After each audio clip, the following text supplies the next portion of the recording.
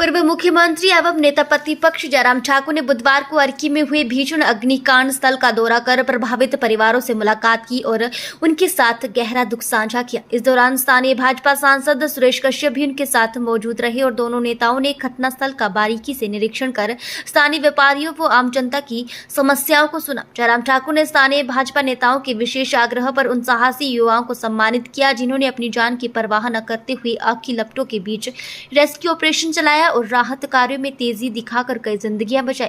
इस हृदय विदारक घटना पर गहरा शोक व्यक्त करते हुए उन्होंने कहा कि ये मंजर बेहद भयावह रहा होगा जब 9 लोग घरों के भीतर ही जिंदा जल गए, जो मानवता को झकझोर देने वाली घटना है। आज आप यहाँ आए और दौरा किया, एक दुखद घटना यहाँ अर्की में घटी है, उसके बारे में।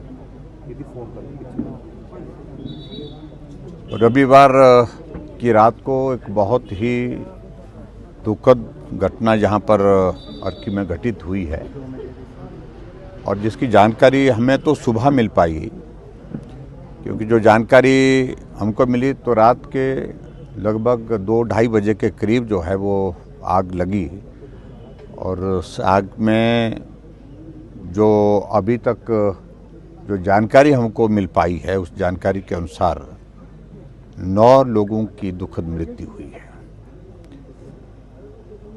क्योंकि बाहर निकलने की गुंजाइश नहीं बनी। संभवतः रात का समय था, सब लोग आराम कर रहे थे, सोए हुए थे और उसमें जो लोग हैं उनके बारे में जो जानकारी हमको अभी तक मिली है नेपाल के और बिहार के भी, जो यहाँ पर लेबर का काम करते थे, स्वाभाविक रूप से दिन भर मजदूरी करने के बाद, थकान के बाद वो लोग आराम कर रहे थे।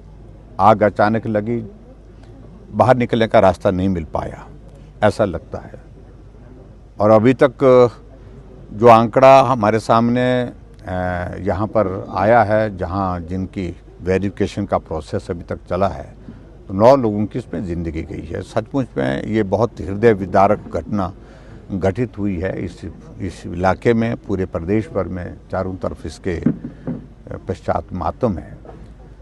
और जो जानकारी ये भी मिली हमको कि फायर ब्रिगेड आई थी, लेकिन ठीक प्रकार से वो परफॉर्म नहीं कर पाए। यहाँ पर पानी की छोटी जो गाड़ी थी उसमें पानी ख़त्म हो गया और भी बहुत सारी चीज़ों को लेकर के, जहाँ दुकानें थी, पुरानी बिल्डिंग थी, ये दुकानें भी पूरी तरह से जल करके राख हुई है, उसमें उनका भी नुकसान हुआ ही हुआ है।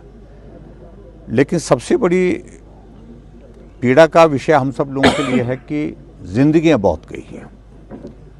सामान जल गया, दुकान जल गई, वो नुकसान अपनी जगह है, लेकिन उसके बावजूद जो नुकसान ज़्यादा हुआ है वो लोगों की ज़िंदगियां यहाँ पर चले गई। तो मैं संवेदनाएं व्यक्त करता हूँ सभी परिवारजनों के प्रति जिनने अपने परिवार के सदस्य खोए हैं, और मैं इस बात के लिए यहाँ के स्थानीय नौजवानों का, जिनके साथ अभी मेरा मिलना हुआ, जिनका परिचय यहाँ पर कराया, जिनको यहाँ पर उस दिन रात को जैसे ही जानकारी मिली तो उसके पश्चात तुरंत वो यहाँ राहत कार्य में जुटे, मदद करने के लिए रेस्क्यू ऑपरेशन में जुटे। जितना संभव था अपने जीवन को जोखिम में डाल करके यहाँ के स्थानीय लोगों ने बहुत मेहनत की है, परिश्रम किया है। मैं उनका भी धन्यवाद करता हूँ, स्थानीय गांव के लोगों का भी धन्यवाद करता हूँ, और जो एडमिनिस्ट्रेशन की ओर से यहाँ प्रयत्न हुए हैं। लेकिन चलो, जो नुकसान हो गया, लेकिन अब विषय ये है कि इसमें एक तो जो आग का कारण क्या था ये भी जानना आवश्यक है, लेकिन सबसे इम्पॉर्टेंट चीज़ जो महत्वपूर्ण, इस प्रकार की घटनाएं आने वाले समय में घटित ना हो, इसके लिए एहतियात के तौर पर सरकार को कुछ कदम उठाने चाहिए। और जो प्रभावित परिवार हैं उनको जो जितना हर संभव जितनी मदद हो सकती है मदद देनी चाहिए, यही मैं कहूँगा। और इसके सिवा मुझे कुछ ज़्यादा नहीं कहना है। Thank you.